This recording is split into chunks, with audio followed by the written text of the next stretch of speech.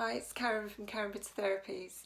So today is Wednesday the 22nd of April in the UK, and I'm being asked quite a bit about, obviously because I specialise with stress and anxiety, if I've got any tips for people to help them through this time. Now some people are absolutely thriving on this, some people are enjoying like having their foot off the old accelerator and having some chill time, but other people are struggling.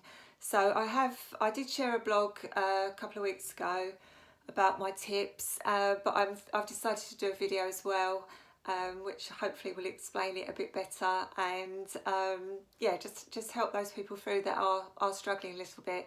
So my first tip is to have a routine.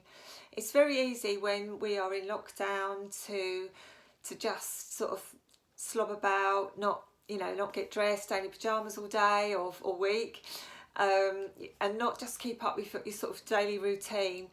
Our bodies, our brains like routine, they like familiarity, and so they need that structure.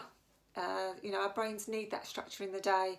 So try and just set yourself a few things to just do every day and just keep a routine going.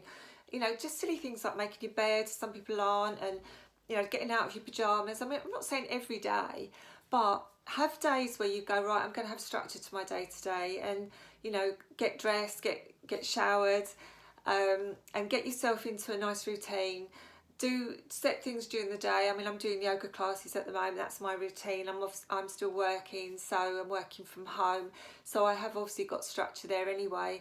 But people that are just sort of taking it as one big holiday, it's okay for a few days, but if you're letting that creep into weeks and weeks, you are going to start to dip. If you're just sort of getting up and just sort of slobbing around and eating junk food and just watching sort of box sets back to back, as lovely as that may sound, you will struggle. You will struggle with your mental health. So, by all means build that into your day, but have other things that you are doing in your day to give yourself that structure. And as I said, your brain will like it, your brain will thrive on it. My second tip is to keep in contact with people outside of your home environment. I mean, some people are actually on their own, but if you are sort of in a family or whatever, still make contact with people outside. We're very social animals. We thrive again on being social, on being connected. So make sure that you're keeping in contact with people that you have seen regularly, or people that you're not able to see now, that you aren't even able to see sort of normally anyway. Just even if it's one person a day, just reach out and contact and speak to somebody, preferably online like this, so you can speak to them face to face. But if not, just pick up the phone and just chat to somebody, and as much as it helps you, it will help them as well. So that's my second tip. My third tip is to watch what you're eating. Again, it's easy to just pick up rubbish food and eat it. And I'm not saying eat lettuce leaves, but I am saying, again, I sort of try and do a delicious dinner sort of most days for my family. And it's a sort of like a bonding thing, isn't it, to have some delicious food. But it's nice to make something. We've got more time to make things from scratch when we're able to. But also, if we eat a lot of crap, we will feel crap. So if you're eating healthy, good for you food, it will make you feel better. It will make your mental health feel better. But also, it's obviously helping with your immune system, which is really, really vital at the moment. So that's my tip number 3.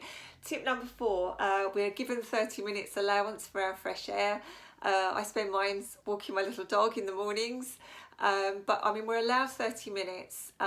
Get yourself out, get some fresh air, even if it's raining, even if it's windy and cold, get out there, because that bit of fresh air completely revitalises you. And if you are unfortunate that you can't get out, you are sort of stuck at home for health reasons or whatever, even if you open the window and just stick your head out there for 10 minutes, you're getting some lovely fresh air in. And it does lift your mood. It will make you feel so much better. So that's tip number 4. And my final tip is my tip number 5, which is to stay positive. Now, I know that's easy to say and everything else, but we don't know what's going to happen. We don't, people are sort of saying, oh, this could happen and that could happen. but we don't actually know at this stage. And even though we're sort of 4 weeks in now, 5 weeks into our sort of lockdown, we still don't really know sort of when it's going to end and everything else. So you can look at that, oh, it's going to be really bad, and there's going to be a recession, and there's going to be this, and there's going to be that, but we don't actually know. We don't know the impact of what this is going to have. And I like to just deal with things as and when they come, and so I keep a positive outlook on it. I just look at, well, you know, yeah, this could happen, but also this could happen. And I try and keep the positives going in my head. And again, that really helps with your mental health. And it's not, you know, some people go, oh, you're being totally unrealistic. It's not about being unrealistic. It's not about, you know, if there's facts in front of you, then obviously you deal with them. But a lot of the things that we worry about are the what ifs that haven't even happened yet, that might never happen. And that's where it's important to keep that positive frame of mind, because if you allow yourself to wallow in the what ifs that may never happen, one, you will have spent all that time that you've had, that you could have had, you know, a stress-free time where you've worried about this and worried about that. But also, as I said, it will keep you buoyant, it will keep your mental health high. So that is my 5 tips anyway. So I've just got a little list here. Keep a routine, chat to somebody outside of your family, try and make a lovely delicious meal every day for you, and for you, even if you're on your own, or obviously if you're with your family, do it for them. Get the fresh air that you're able to do, and just keep a really, really positive attitude. So I hope that helps. It's been lovely to speak to you, and I will see you again soon. Bye.